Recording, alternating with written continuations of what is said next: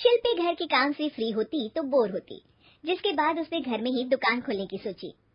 अरे ये इतने सारे कपड़े, अरे बहू क्या करेगी इनका? माँ जी, मैं घर में बोर होती हूँ तो सोचा सामने के कमरे में कपड़ों की दुकान खोल लूं। घर का काम भी हो जाएगा और 4 पैसों की कमाई भी। अरे वाह वाह, ये तो बहुत ही अच्छी बात है, मैं भी तेरी मदद कर दिया करूंगी। वाह माँ जी, तब तो मजा आ जाएगा। अब हम दोनों मिलकर खूब पैसे कमाया करेंगे। अब क्या था, सास बहू का काम चल पड़ा। एक दिन, अरे राकेश की माँ, सुनती हो? कहाँ चली गई? भूख के मारे पेट में चूहे कूद रहे हैं।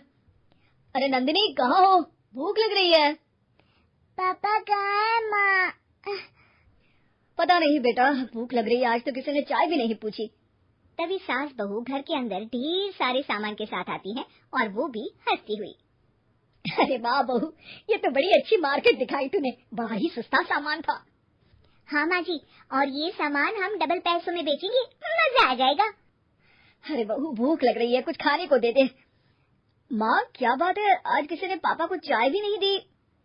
अरे बेटा, अब 40 साल में तेरे पापा ने क्या चाय बनाना भी नहीं सीखा? अरे बेटा रहने दे अब इस बहस को, तुम लोगों ने वैसे बनाया क्या है? बहू परेशान हो जाती है और सास को अकेले में लेकर जाती है। माँ जी, आज तो हम लोगों ने खाना ही नहीं बनाया। अरे बेटा, बाहर के छोले भटूरों से पेट इतना भर गया कि याद ही नहीं रहा कि घर में ये लोग भी हैं खाना खाने के लिए। अब क्या किया जाए? तभी घर में एक महिला आती है।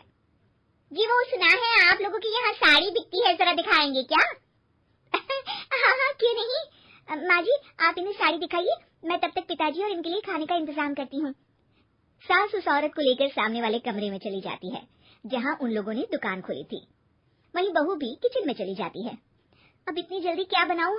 पापा जी तो खाने के लिए भी बैठ गए हैं। आइडिया, मैं खाना बाहर से ही ऑर्डर कर देती हूँ। थोड़ी देर में खाना आ जाता है और बहू टेबल पर खाना लगा देती है। हे भगवान, कितनी कड़वी दाल बनाई है बेटा।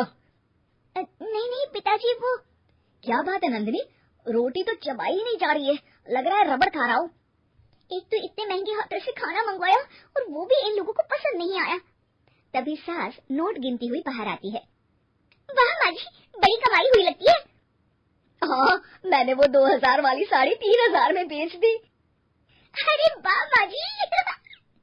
दोनों सास बहू बहुत खुश हो जाती हैं। मेरे पेट में ना बेटा जोर का दर्द हो रहा है। अरे माँ क्या हुआ? पेट में दर्द? बाहर का कुछ खाया था क्या? मैदा तो नहीं खा लिया? मैंने छोले भटूरे खाए थे। माँ क्यों खाए? आपको तो पता है कि आपको मैदा सूट नहीं करता। चलिए माँ को डॉक्टर के पास ले जाते हैं। तभी अंदर से पापा की आवाज आती है। हे भगवान, मेरा तो पेट खराब हो गया। सब पिताजी के पास जाते हैं। पिताजी आपको क्या हुआ? खाना बासी था शायद। अरे पिताजी, नंदिनी जानती है कि बासी खाने से आपकी तबीयत खराब हो जाती है, तो वो ऐसा क्यों देगी, है ना नंदिनी? वो खाना मैंने बाहर से ऑर्डर किया था। मैं और माँ दुकान का सामान लेने गए थे, इसलिए खाना नहीं बना पाए। क्या नंदिनी, दुकान के चक्कर में तुमने तो सारे घर का हाल बिगाड़ रखा है। चलो अब माँ और पापा को लेकर अस्पताल चलते हैं। अस्पताल में जाने पर डॉक्टर कहते हैं, हाँ इन दोनों को तो एक दिन के लिए एडमिट करना पड़ेगा। क्या? क्यों? पेट ही तो खराब है ना। हाँ तो घर ले जाइए ना, अगर लग रहा है कि कोई बड़ी बात नहीं है और हम सिर्फ पैसा कमाने के लिए इन लोगों को एडमिट कर रहे हैं। नर्स जरा इन लोगों को बिल तो दे देना।